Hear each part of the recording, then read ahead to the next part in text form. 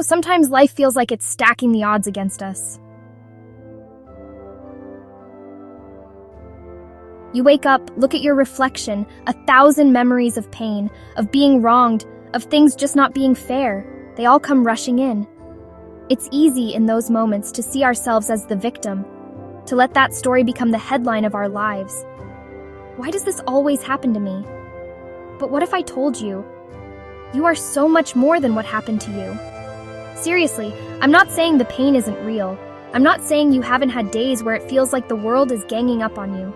But what I am saying is this: your story, it isn't finished yet, and you don't have to settle for the role of just a victim. Let me tell you about a man named Joseph. Now, Joseph had every reason to play the victim. His own brothers betrayed him. They sold him into slavery. Later, he was falsely accused and thrown into prison. Picture that. Betrayal, injustice, isolation. Anyone would have given up hope. But Joseph? He didn't let his past define his future. He kept showing up, doing what he could, clinging to hope, and eventually he rose up. He went from prisoner to one of the most influential leaders in Egypt. Not because life suddenly got easy, but because Joseph refused to be just a victim. See, here's the thing. We don't always get to choose what happens to us, but we do get to choose how we respond. That's where our power lives. The world can throw storms, but you and I, we can choose to be resilient. Maybe you're in a season where you feel powerless. Maybe the pain is fresh, or maybe it's a quiet ache that never seems to leave.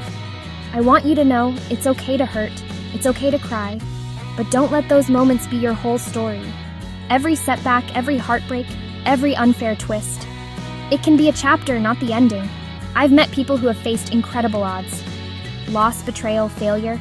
And the one thing that separates those who rise from those who stay stuck is this: they refuse to let the label victim stick. So today I want you to ask yourself, what would it look like if I stopped seeing myself as just a victim? What if I started seeing myself as a survivor, as someone who can grow, who can forgive, who can lead, who can inspire? You're not alone in this. Every person you look up to has walked through something. They just chose to keep walking. Let me leave you with this. The past might shape us, but it doesn't have to shackle us. You're not just a victim. You're a fighter. You're a survivor. And your story is still being written. Thanks for listening. If this spoke to you, share it with someone who needs a reminder of their strength.